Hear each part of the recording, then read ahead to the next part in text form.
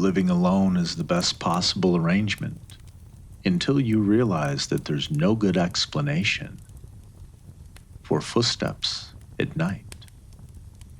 I was hovering in the gray spaces between asleep and awake when I finally understood what I was hearing. I opened one eye to look at the digital clock. It was 12:19. Just 13 minutes after I'd gone to sleep, and the rhythmic sounds had tapped their way into my dream sequence.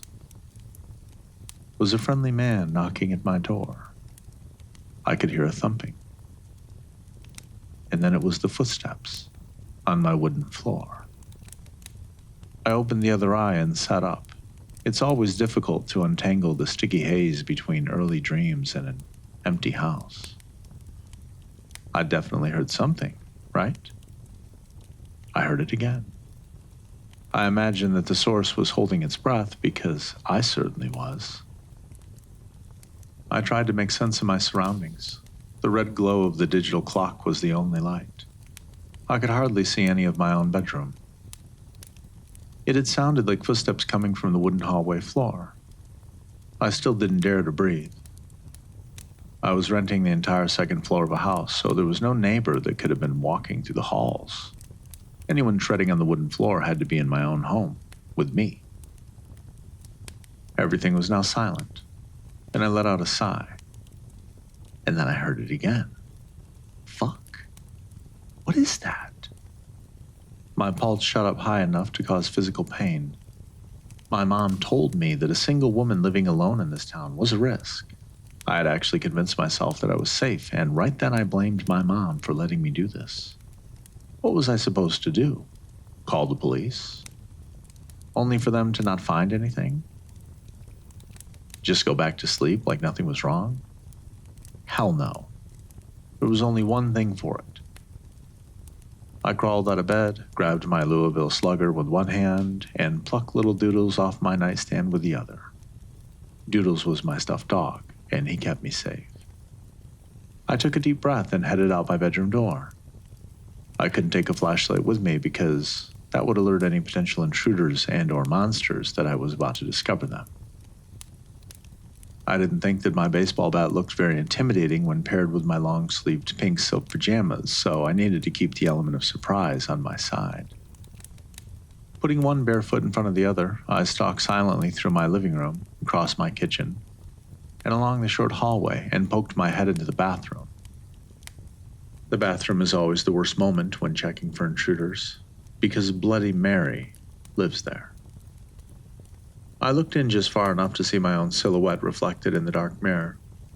I told myself that I would keep the lights off because I was staying clandestine, not because I was terrified that the image in the mirror would become a horrible, wrinkly, haunted version of myself if I flipped the light switch.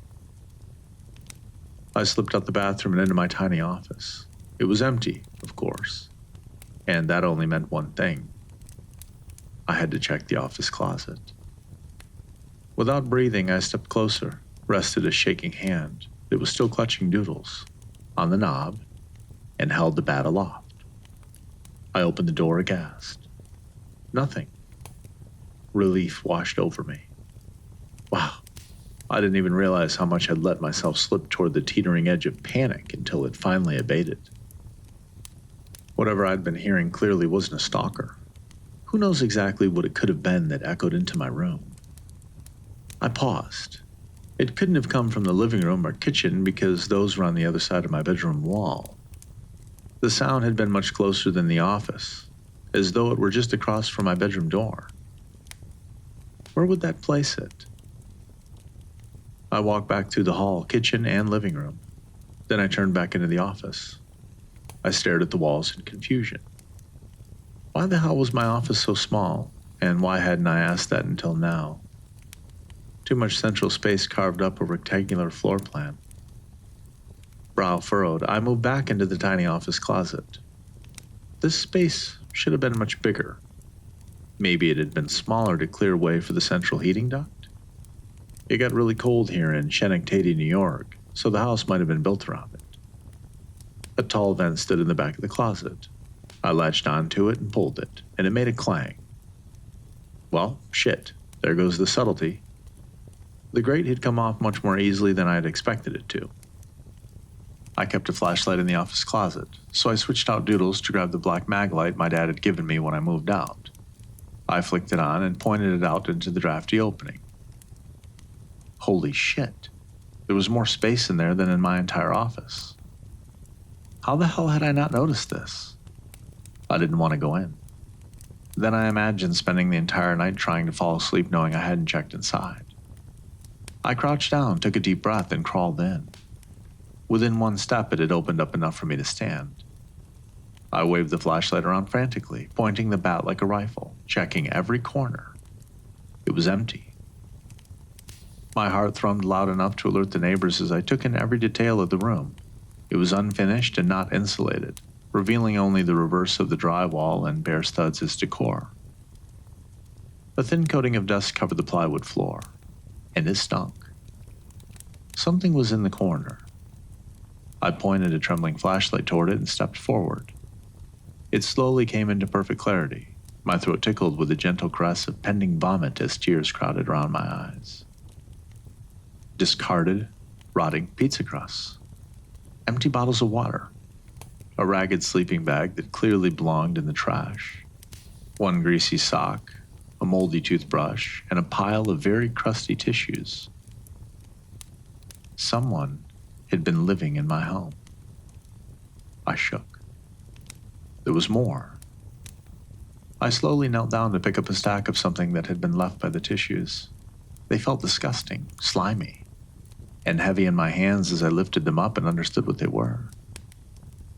They were photos of me, in my apartment, me cooking dinner, me watching TV, me wet and naked as I emerged from the shower, me on the toilet. I started sobbing. One photo was taken from above my head while I slept. The photographer was no more than 3 feet from my face. The world then felt tilty, like I was on an unstable boat. I dropped the photos, turned, and headed back for the office closet. In a daze, I moved the grate back into place, crossed the closet door, and shut the office behind me. I'm in shock. Who was in my home? How did he escape if his footsteps were audible just moments before? And why did I let myself forget the bat in that horrible, hidden room? Last week, I discovered that a man had been living in my house. I called the cops, of course. They showed up and checked out the hidden room. After a thorough examination, they arrived at a firm conclusion. A man had been living in my house. So what do I do now? I asked the portly cop who was busy filling out a report. He mumbled, finishing his work and pocketing the notes. You, might want to stay in a hotel or something. He didn't make eye contact as he said this, and a pause ensued. Okay, so when is it safe for me to be back home then? The cop scratched the back of his head.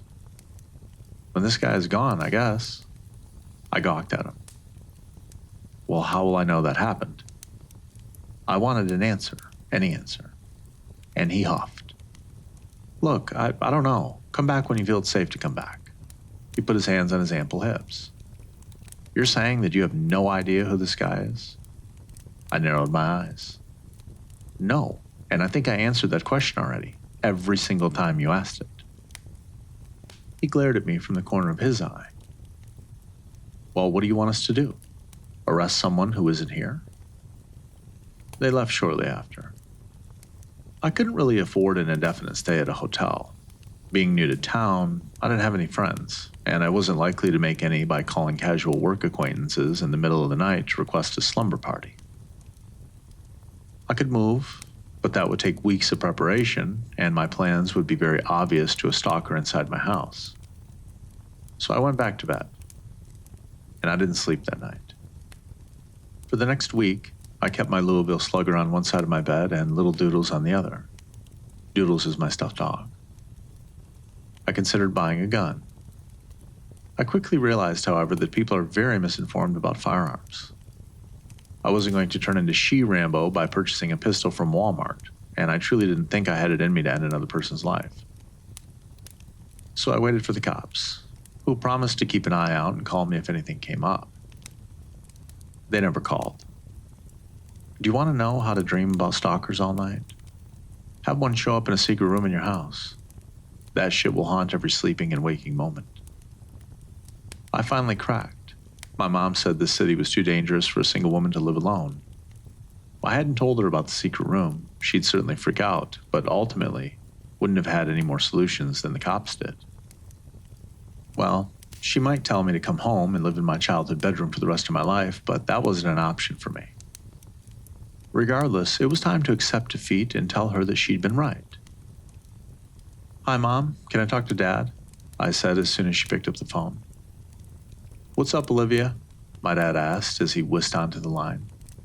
I squeezed little doodles. "Hey, Dad. I had kind of a weird question.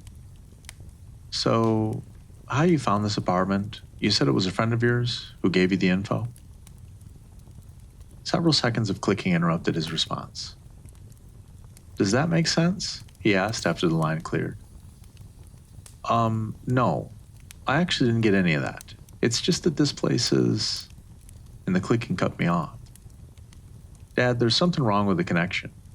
"Sorry, honey," he answered as the sound finished. "I don't think you could hear me." I clenched my jaw. Things were stressful enough without struggling to make myself understood. I hate when that happens.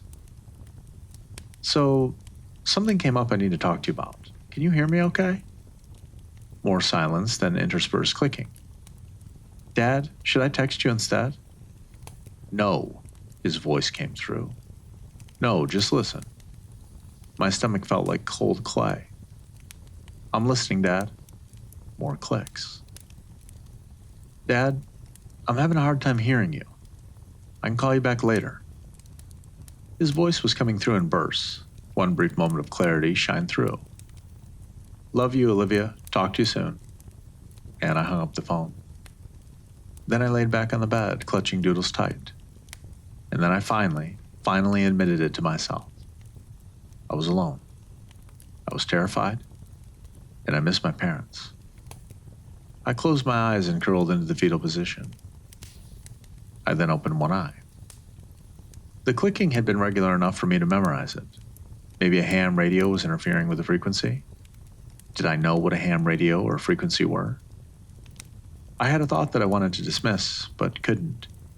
It rattled around in my head like a trapped bee, bumbling against the inside of my skull until I finally let it out. I opened the other eye. Sometimes we check things that we know are false just to cleanse them from our minds. Even the most ridiculous of notions get trapped by people willing to do the hard work of believing them. So I got up and headed to my computer, thinking of the clicks as I opened Google. I laughed at myself for shaking.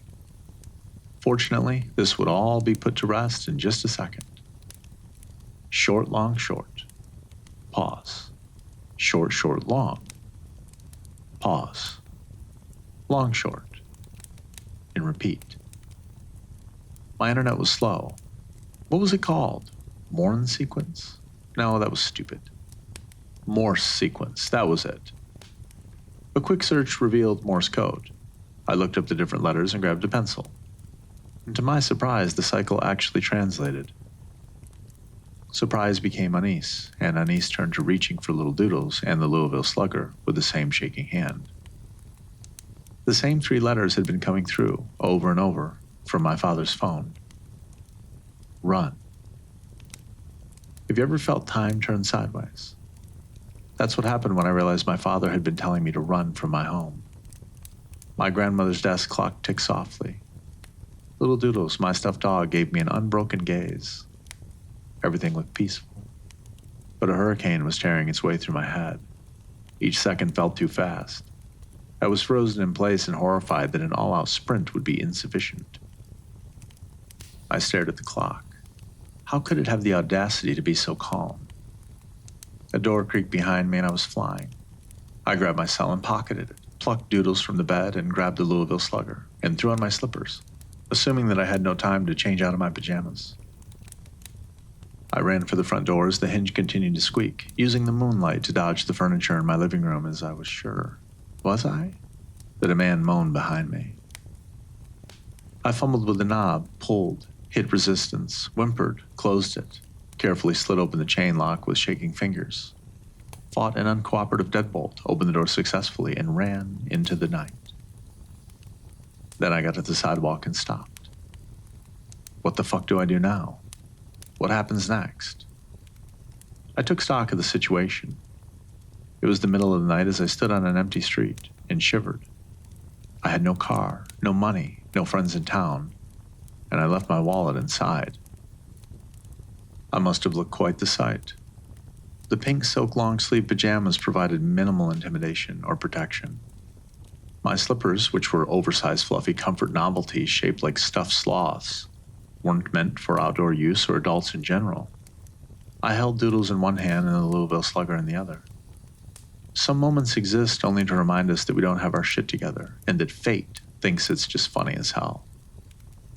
As I stood there with my stuffy slippers and baseball bat, wondering what to do next, I realized that I was in such a moment.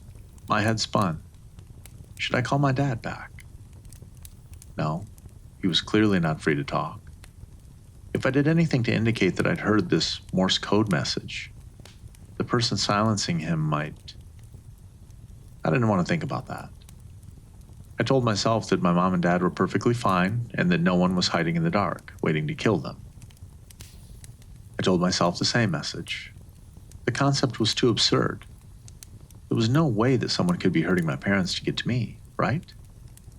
But why didn't my dad just tell me? He'd die for me if he had to.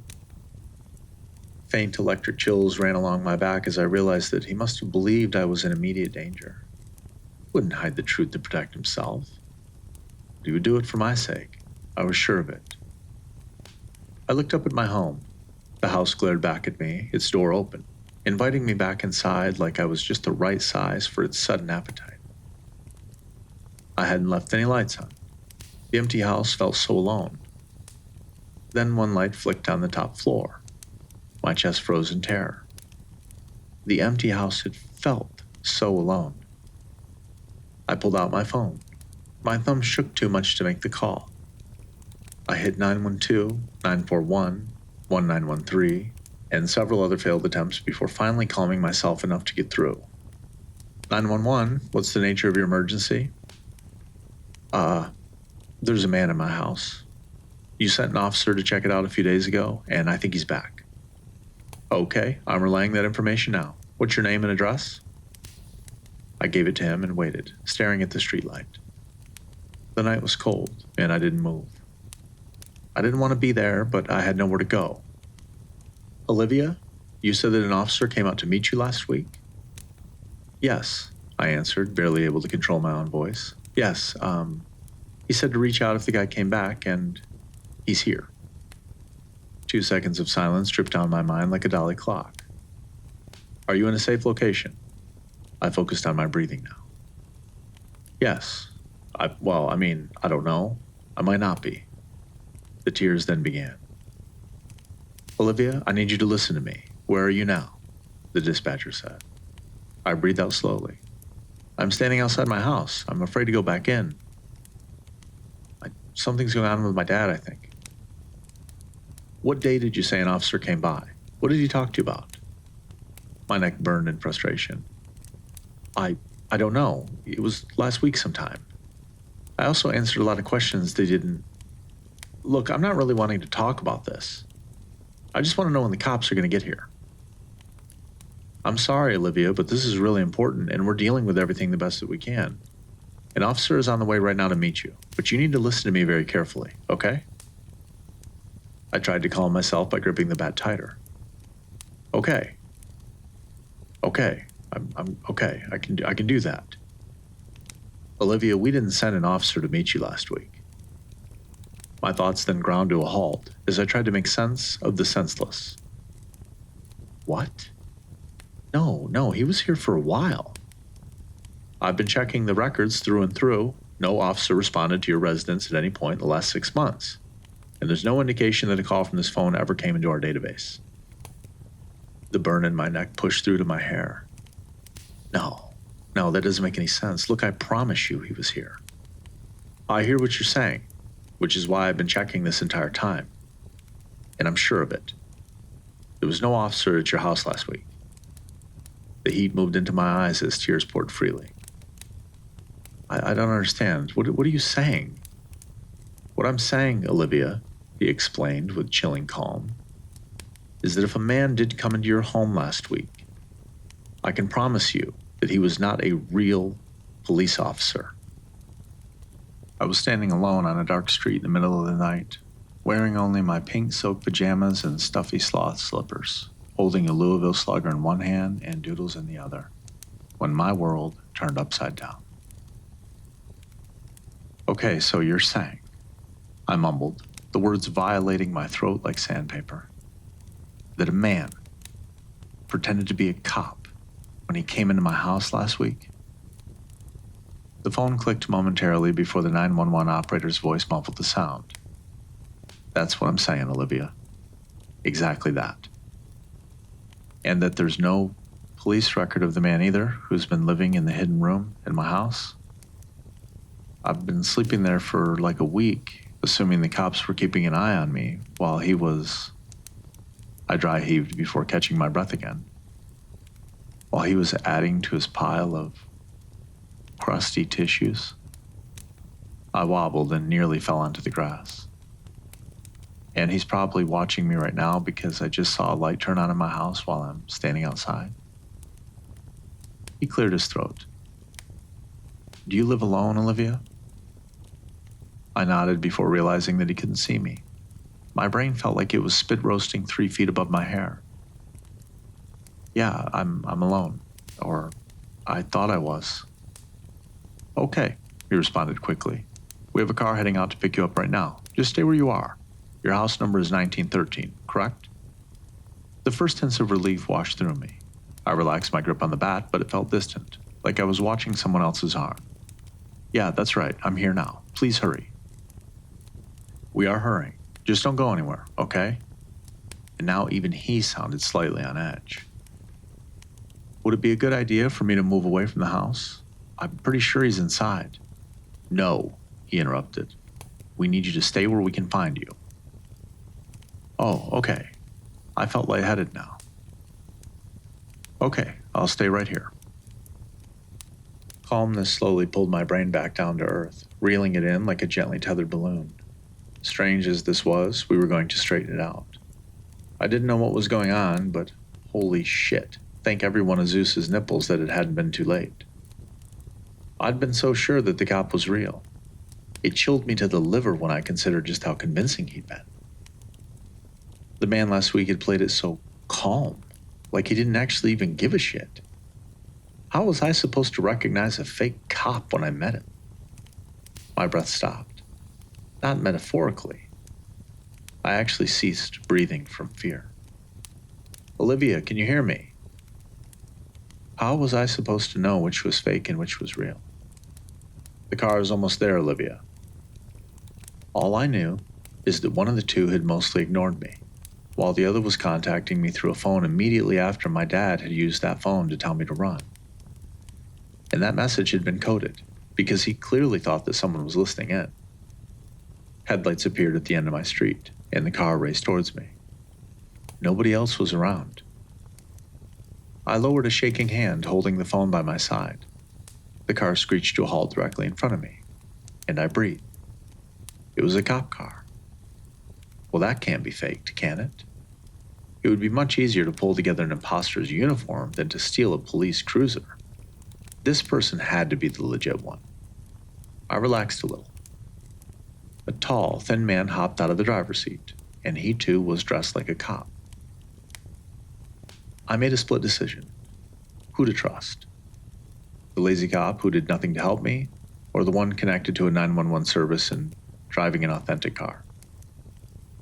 Olivia, he asked, stepping out to approach me, leaving his keys behind with the engine running. Yes, I answered, relieved. His pocket echoed. Oh no. It echoed with my voice. I hadn't been talking to a 911 operator at all. This man had been speaking to me through his cell phone as he drove to find me. A phone that was now in his pocket. 911 operators don't have to be so concerned about locations that they can gather through cell pings. I need you to come with me, he explained authoritatively. I nodded and slid the phone into my pocket. Then I tossed Doodles right to him. The man reached out in surprise and caught the stuffed dog, which is the natural human reaction when something flies at your head. This momentarily exposed his torso. I jabbed the bat's handle forcefully into his gut. He doubled over and wheezed, and then bent down in front of me, clutching his stomach.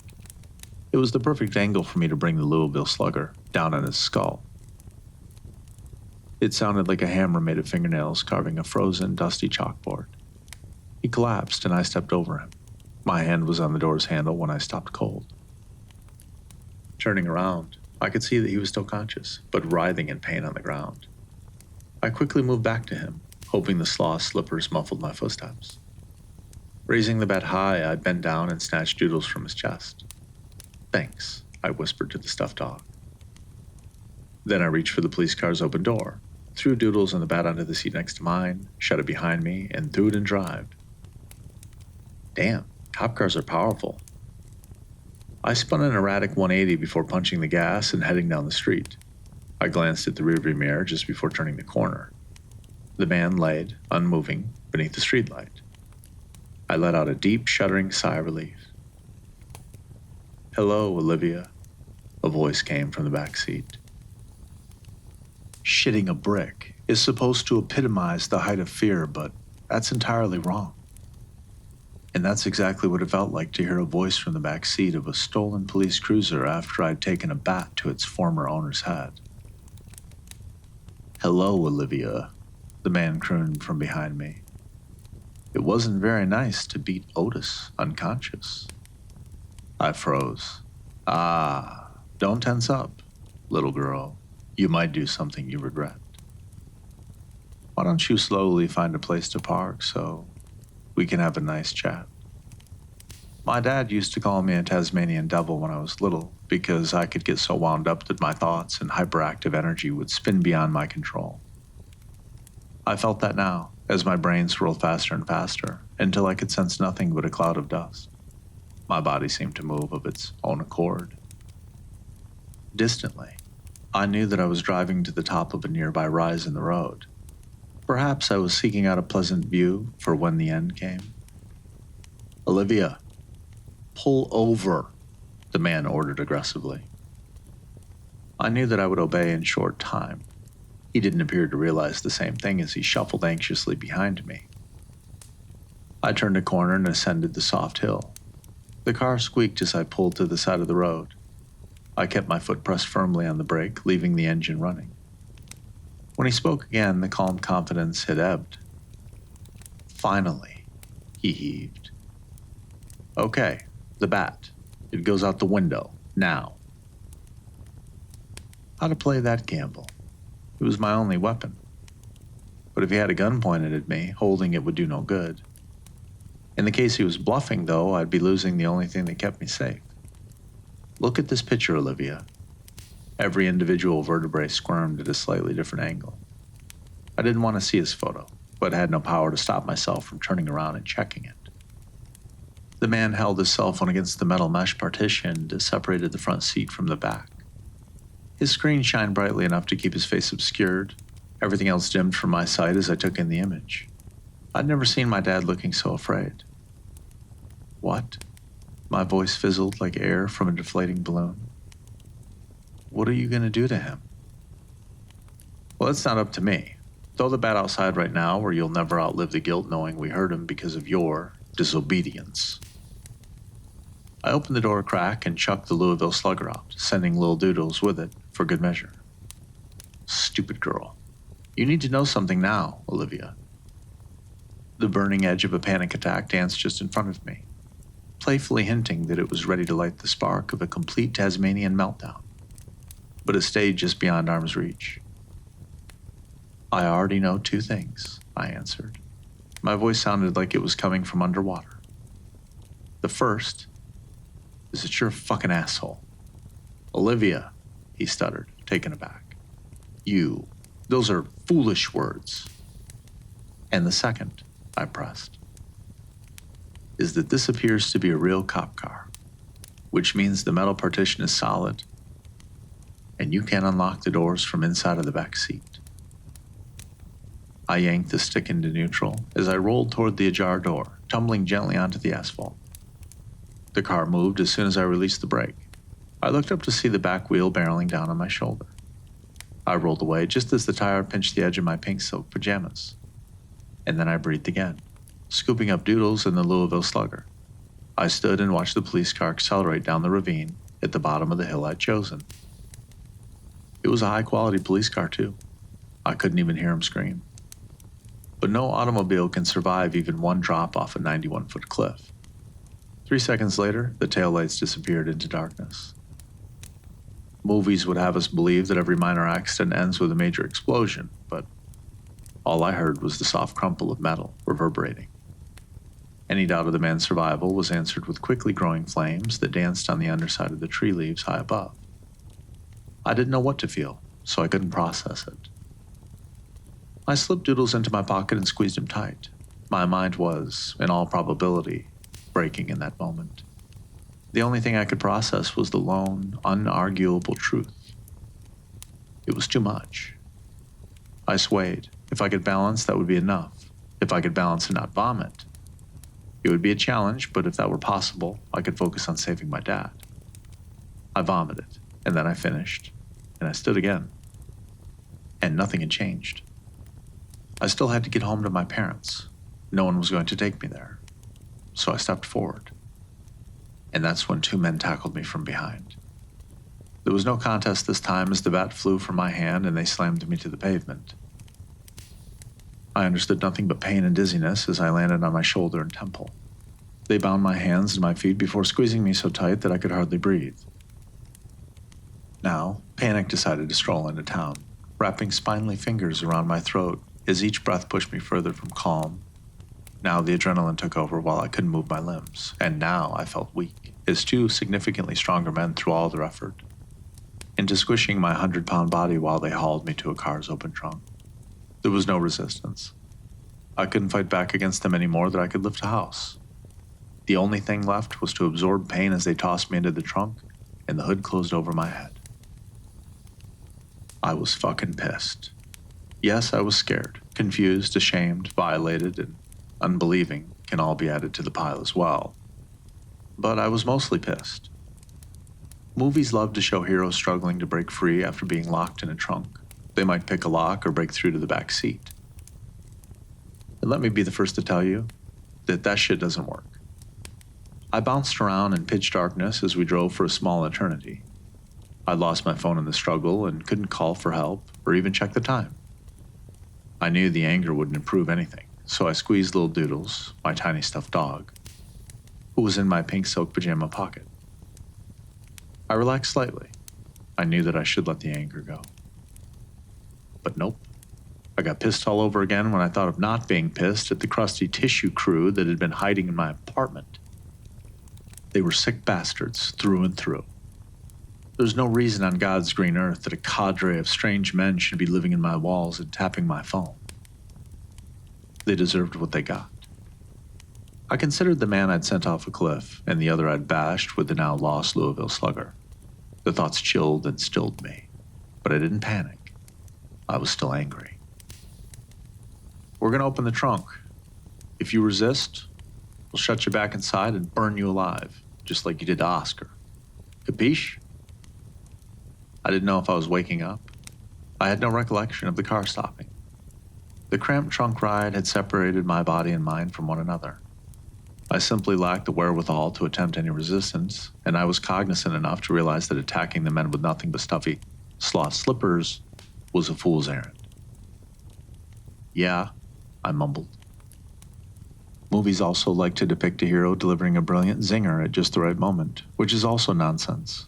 I obeyed silently as 2 men opened the trunk and stood back, pistols aimed at my head. The first thing to strike me was that they seemed so ordinary. I would not have given these men a second glance if I passed them at Starbucks. I shivered, but couldn't say why. The second is that I recognized a familiar scent. I think everyone can feel that they're home before seeing it. I hyperventilated as they dragged me from the trunk. Are we at my parents' house? Did you take me to my parents' house?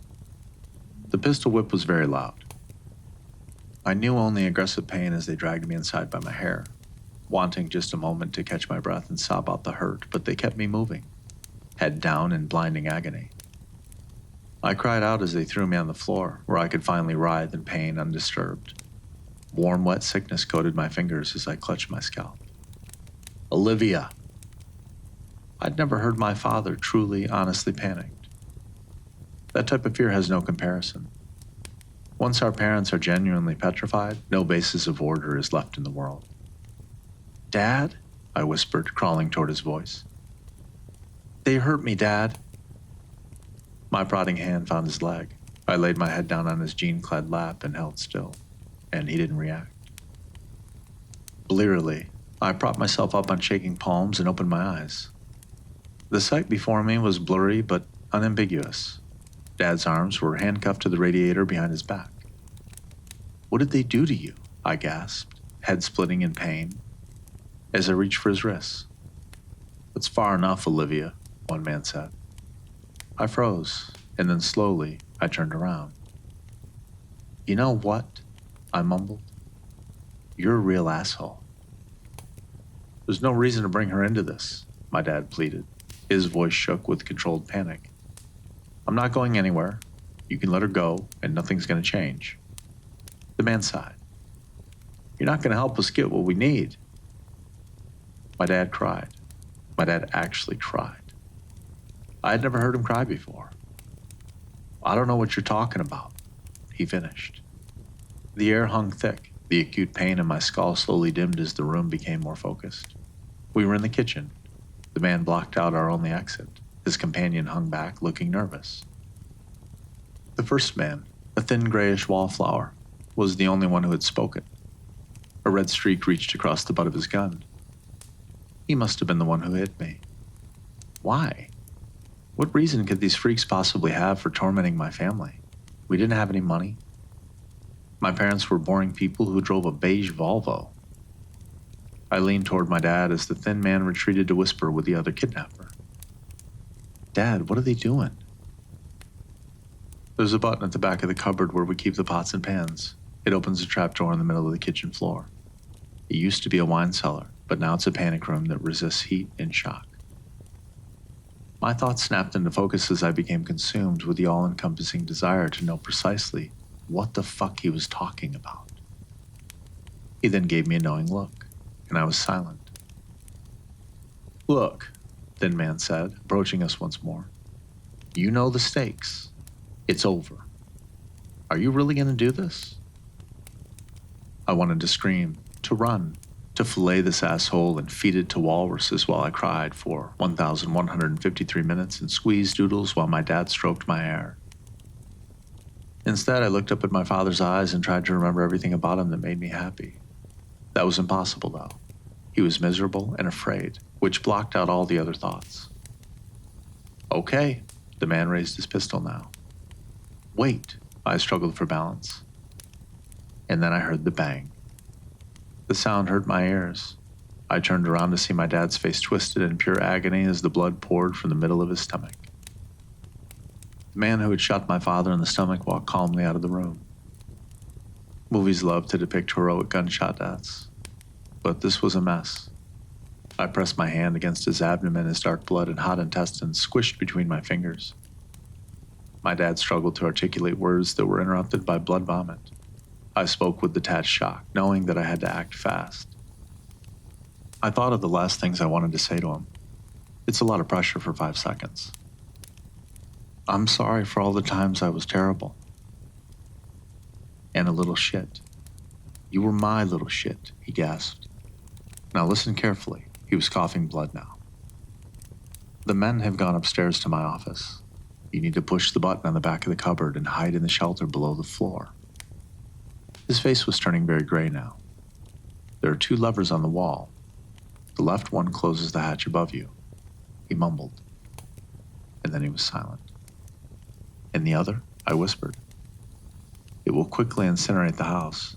You need to destroy everything in my office, and those bastards deserve to be cooked.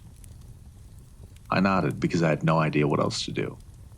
But we have to get you Dad, we have to get you to a hospital. Olivia. Well, Dad, if we don't, you'll die. You're losing a lot of blood. Olivia, you can stop now, slugger. My dad looked down on me as I stared at the dirt between my cleats. Why do I have to bat? I hate that everyone watches me. He scratched his still brown hair beneath the blue ball cap. Because you're 8 years old, and it's time to stop being afraid of things you're capable of doing. I kicked the dirt, afraid to look up at the eager crowd. A few dozen people can still feel like Yankee Stadium when you don't want to be watched. My dad sighed. Okay, Olivia, remember that stuffed dog you saw at Toys R Us? The one I said you couldn't have? My eyes grew twice as big as I finally looked up at him. You mean Little Doodles? Yeah, that one. You can have it if you step up to the plate. I wavered. But what if I strike out? He laughed, and I felt nervous. If you go out there and you strike out and head back into the dugout with a brave face on, you'll have come further than if you hit a double. He then handed me the bat. The next time will be easier, I promise. Now get up there, slugger. My jaw hung open because I had no words to form, so I forced it. Dad, I'm not going to leave you here. He then squeezed my hand and my world spun. What about Mom? I eked out in a voice I could barely hear, and his lip trembled. They got to her first. It was quick, I promise. It's a profound survival instinct that keeps us from experiencing too great of a shock all at once. My essence seemed to float above me, leaving my head cold and empty, like a snow cone that has been drained of all its flavor. Footsteps echoed down the stairs. My dad raised his eyebrows before his head rolled to his shoulder. Instinct told me that I didn't have time to wait. I dove for the cupboard and threw an armful of pots and pans onto the floor with an ear-splitting clatter, moving through the cookware like I was swimming in my anger. And there it was. 2 feet in front of me sat a tiny button that I had not noticed in 18 years of childhood, now ready to unlock everything I didn't want to know. The best way to hide something is to tell people it's normal. I pushed it. A small hatch in the floor opened behind me with a hydraulic hiss. I sat down and angled my legs over the edge, looking at the dark floor some 7 feet below. How was I supposed to get there? Get the girl, Oliver. She'll still prove useful to us, his voice shouted from the bottom of the stairs. I had jumped before thinking about even jumping. The slippers I wore were not meant for shock absorption, but I ignored the pain and sprang to my feet. 2 levers protruded from the wall in front of me. Is that a hole in the floor? I heard a voice say. I pulled the left one. The hatch closed just as the triggerman's face appeared above me and soft lighting illuminated the hatch. I screamed as the top snapped shut. Dad, I didn't mean to make you die alone. I sobbed. I collapsed against the wall and heaved. Hyperventilation stuck its finger into my brain and swirled it around like gooey cheese melting in French onion soup. The right-hand lever sat before me. My breathing slowed. I felt weak. Then I thought of the 2 men pacing inaudibly above me. Perhaps they were trying to escape my house. They might have been getting ready to run at that exact moment, thinking of future Christmases with their families, and idle nostalgia, and the million other things that make us want to grow old. They didn't know I could take it all away from them. Even if they knew, who would suspect that I was capable of burning 2 men to death? I reached into my pocket and squeezed Doodles. Then I grabbed the lever and pulled it. At first, there was nothing. The sudden heat radiated from the ceiling so powerfully that I had to lie down on the dirt floor and shield my face. Above me, my childhood home burned to the ground. There are moments when you're in so deep, it feels easier to just swim down. The house must have burned quickly because the hatch opened of its own accord just after a few minutes. As I lay still on the ground, staring at the dark patch of sky above, I only had a single thought. Why? What's the purpose of getting up and facing the ruins of my life? Days, months, years of agonized rebuilding lay ahead of me. And no matter how hard I worked, I would never be the same again. My parents were dead. My childhood home was destroyed. I had no family. And several people were actively trying to kill me. The journey deeper into hell would begin with the struggle to extricate myself from this bomb shelter. So why try? What was the argument against lying in place forever, wasting away as the smoky air licked its tongue into the corners of the evening? Let fall upon its back the soot, curled once about the house, and let me fall asleep. Because you're 20 years old, Olivia, and it's time to stop being afraid of things you're capable of doing. Shut the fuck up, I screamed as I flew to my feet, tears finally streaming. I'm sorry to yell at your memory, Dad, but it's too much. I caught the edge of the floor on my first sleep, my slippers sliding against the wall as I strained my arms to do a single pull-up. I probably should have ditched the slippers, but I was committed to getting over the edge, and the adrenaline wouldn't let me stop as my muscles burned with white-hot rage, and I slowly poked my head over the top, reached out farther, and pushed my leg against the wall, hooked one knee over the lip, and rolled back into the wreckage of my life. I sobbed and choked in the ashes. Olivia, you'd be amazed what you can accomplish when you're really pissed off. Not now, Dad, I gasped through sobs. It hurts too much to remember you right now. But it wasn't my father's memory that forced me to stand, turn around, and look for his charred corpse in the rubble. No, it was all me. My dad knew me well enough to just push the first step. I was so disoriented that I didn't know where to begin. The cool night sky had replaced what was once my kitchen ceiling. But I stopped thinking and started feeling. I would find him. The conscious part of my mind begged me not to look because I didn't want to see the man who had raised me so desecrated. But the unconscious piece, the stronger one, knew I had to be with him one last time. And it didn't take long. I only needed about 19 seconds to heave 13 boards aside, distantly impressed at my own strength. And then he was right in front of me. The dwindling firelight illuminated a barbecued skull leaning against the remains of a wall. His blackened skin hung in clumps like overcooked chicken.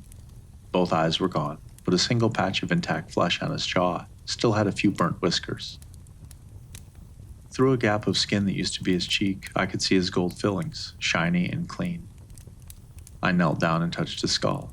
The remnants of his skin slipped beneath my fingers like a thick film, giving way to the buttery pudding beneath. My mind was cracking like tectonic plates, sliding from their assumed place to leave the landscape changed so fundamentally that there was no hope of repair. I let it happen. We're born whole, and permanent damage is just another phrase for growing old. I promise that I'll always be your little shit, Dad. I pulled out Doodles and tapped his face against the charred lips I was afraid to touch. We're kissing you goodbye now. Then I stood. The man who shot my father had been right next to the hatch when my house burned. I guess he hadn't made it very far. The first sirens rang across open wreckage as I waded through the ashes and dust. Smoke rose like little chimneys were buried beneath each disgusting pile of my shattered life. I found him. This man was also reduced to a blackened skeleton, but most of his graying hair was still attached to his scalp. I rested one slipper against his ribcage, grabbed the base of his skull, and pulled. I met resistance as the cords of his vertebrae stretched, long, thin strands like angel hair pasta that I assumed were nerves. I grunted, pulled harder, and his greasy, ashy skull popped into my hands. It was surprisingly light. I grabbed a fistful of his hair and let the skull dangle as I walked away from my house. I headed to the garage, which was still whole. Garages are where we keep the pieces of us we're afraid to label as garbage, long after that's what they've become. And there was one particular piece of trash that I needed. I found it and walked back outside. The fire was strong enough to see the remains of his face as I lifted the skull to eye level. My dad bought me this when I was 8, I explained to him as I held up the Louisville Slugger. I wanted to say something wittier, something that would have made my dad proud, but there was nothing. We were broken. So I wordlessly swung the skull by its hair, threw it up into the night sky, and lifted the bat. I was angry as I swung, but I let that direct my focus instead of distracting from it. I hit the bastard's head so hard that it exploded on impact, the soft crack of his face followed only by the tinkling of 24 shattered teeth. I didn't cry at the double funeral, because tears are an expression of hope for healing. The parade of fellow mourners passed me like the world's saddest wedding line. I wish I had someone next to me. Half of the people were complete strangers. I realized how little we truly know of our parents' lives and how much gets erased if they die without telling us. There's something incredibly depressing about returning to a motel in your hometown, and the impact is even stronger when two strangers are waiting for you inside. I've had enough creeps spying through my walls, I announced immediately upon seeing a man and woman waiting by my bed. And I'm just walking in the door after burying my mom and dad, so I have precisely 0 fucks to give. Either leave or kill me, because I have a habit of burning things to the ground when my back is up against the wall. See? The woman asked the man. You owe me $100. He looked annoyed. We were just at your parents' funeral, Olivia. We met you in the line afterward. I didn't recognize them. To be fair, they looked so ordinary that they were completely forgettable. There was a time when fear would have driven such a situation, but I looked inside and simply felt nothing. Sorry, I answered coolly. This day has been a bit of a blur. Is that why you didn't recognize half the crowd? The man asked, crossing his hands in front of him. My nostrils flared. Who are you? We worked with your father, the woman answered, grabbing a manila folder from the bed. You worked for the Transportation Authority? We worked for his real employer, not the one he lied to you about. My head spun, but I didn't show it. I closed my eyes and tried to conjure a reason to dispute her claim, but I couldn't find any. Then I searched for an explanation for the past few weeks other than what she was saying. Well, who did my dad work for? She squeezed her folder. The line. I shook my head. I don't know what that is. And that's the point, the man interjected. Everyone in our organization lies to our families. It's the only way to keep them safe. Well, it didn't work this time, I deadpanned. The woman's frozen visage cracked just a little. No, it didn't, she answered. But it held for years, the man added. You never suspected anything as a child, did you? My jaw slowly fell. Well, how long did he work for you? Since before you were born. Olivia, I'm terribly sorry about everything, the woman pressed, softer this time. A few weeks ago, he was discovered, and they tried to get him through you. My stomach knotted and unknotted itself like fried calamari that was not quite dead. Is that why the man was in my house? Yes, he answered. They put a man in your home and told your father to cooperate. They tapped both of your phones, interrupted and diverted calls, and watched you for 24 hours a day, and told your father that you would be killed if he informed you of what was happening. Fear shot through me, but only for a moment. I snuffed it out with a tiny flame, weak at first, but picking up momentum as every timid corner of me was engulfed by cleansing yet controlled rage. What does the line do? I whispered. They stared at each other for a long time.